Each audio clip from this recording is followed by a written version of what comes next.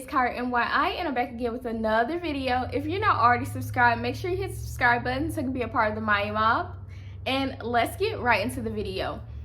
So actually, you guys requested this video from me a while ago, but I'm kind of just now getting around to filming it. I wish I could have got it out a little earlier, but I did not want to forget and not film it because I do think that it is very, very important. So the topic today is kind of bouncing off one of my last videos where I talked about how to get a job if you don't have very much experience, but this is going to be focusing more on the interview portion because I did have a lot of you guys comment down below that you wanted the interview portion or that you were filling out all these applications but you were still having trouble getting a job. So this video is going to be for you. Okay, so you guys, I did make my little notes here, but before I get into these notes, the obvious thing that I want to speak about for interviews is the appearance because that's the first thing they see. Obviously, I'm just in my apartment filming right now. I would not wear this hairstyle to a job interview, and I would not wear this cheetah print dress to a job interview. So please don't take what I'm wearing into consideration at all. This is just what I'm wearing on my free time to film my YouTube video. The first thing is like, if you're still having trouble with what to wear on a job interview in 2021, I'm sorry sis, but you may never get it. So I would just say dress like you're going to an interview. Dress up, either business casual or full on business. Even if you're going for a medical position, I would not suggest wearing scrubs to your interview. That's something that I actually was told by one of the people at my MA program that was like a career specialist or whatever. She's like, yeah, you really shouldn't wear scrubs to your interview, even though that's going to probably be what you're wearing every day most likely anyway. But it's just because for interviews you're supposed to be formal and dressed up.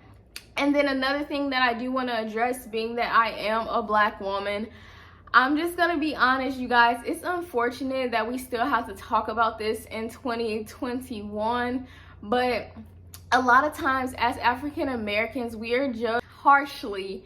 We are judged more harshly on everything, just the whole interview process in general. So that's why I would say definitely if you're an African American, take this a little bit more seriously and make sure that you look professional. Like I said, I wouldn't wear this hairstyle to a job interview. I would just suggest, especially if you have natural hair, just pulling it back for the interview. Not saying that you can never wear it out or never show your natural hair, anything like that in the workplace. But as far as getting a job, I would just keep it simple. Like less is more on appearance when you're interviewing for a job. Now, moving on to my first real tip about interviewing. One thing that I find a lot of people do wrong, and I don't know, to me it just seems like I would never do this, but I know that some people struggle with this, and that is over disclosure. If you guys don't know, there is literally laws about stuff that employers cannot ask you on a job interview. Excuse me, ma'am. Excuse me. You in my business? Yeah, don't do that. Anywho. So for me, my thinking is if they can't ask you legally, why would you sit there and tell them about it? So things that employers legally cannot ask you in a job interview, they cannot ask you your age, they cannot ask you your race, although they can look at you and see that you're black, white, Hispanic, whatever you are. They cannot ask you if you have any disabilities. Yes, they can on the job application, and you may have to disclose that. But as far as your actual interview, they cannot ask you about your disabilities. They can't ask you your marital status, and they cannot ask you your family status or family history.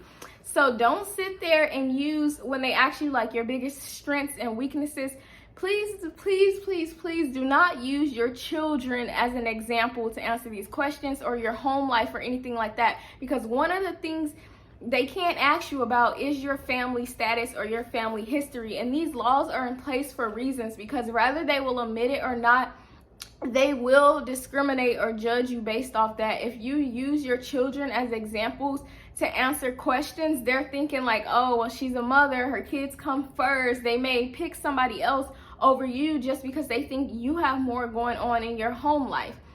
And then just going off that, not necessarily based off all questions that they just can't ask you, but in general, over disclose. They don't need to know your full life story or anything like that. If you guys know who I'm talking about, then you just know I don't really care. I'm not saying this to be shady, but as someone who puts out a lot of videos based on medical assistant, I do watch some other medical assistants here on YouTube. And I was watching this one medical assistant video, and she made a video basically talking about how she didn't get a job. But when she was explaining the story, I was thinking, like, why did you sit there and over disclose that anyway? Like, I'm not saying lie, but sometimes you don't need to tell everybody everything. So basically the situation was the job was asking her about transportation, which legally they are allowed to ask you if you have reliable transportation to get to the job. But only thing you need to say if they ask you about your transportation is, yes, I have transportation, or yes, I will be here every day on time. You don't need to tell them that you're taking an Uber. You don't need to tell them that you're taking a bus. You don't need to tell them that your sister's gonna be dropping you off to work. Only thing that you need to disclose to them is that you have transportation. Even if you don't have your own car, that's not their business. Don't sit there and over disclose that to them. It's not their business. They don't need to know if you have a car or not. And then moving on to my next tip, this would be to prep your answers in advance. Whether you're interviewing for a regular job or a medical job, there are base questions that you know you're going to be asked in an interview, such as your strengths and weaknesses. Give me an example of a time when you could have did the wrong thing and you did the right thing. Those basic interview questions, go ahead and prep answers for it. Now, still read the room. You need to have the ability to kind of get the rapport that's going back and forth between you and the interviewer, and not sound like you're reading off a script necessarily, but kind of in a conversational flow type of way, because you're trying to impress the interviewer and get them to want to hire you. So you do kind of want to be personable and able for them to feel like maybe it's a conversation to an extent, but you still want to keep it professional and have your answer prepped in your head and just kind of tweak it a little bit to flow with the conversation. Now, as far as medical jobs, there are a few extra questions that we kind of have to prepare to kind of throw curveballs that you may not be asked at just like a retail interview. And stuff like that is, I would just say, at least have the name of maybe 3 to 5 medications on hand and what they're used for, just in case the employer want to throw that question out there. So you already have your medications in your head that you're going to list off.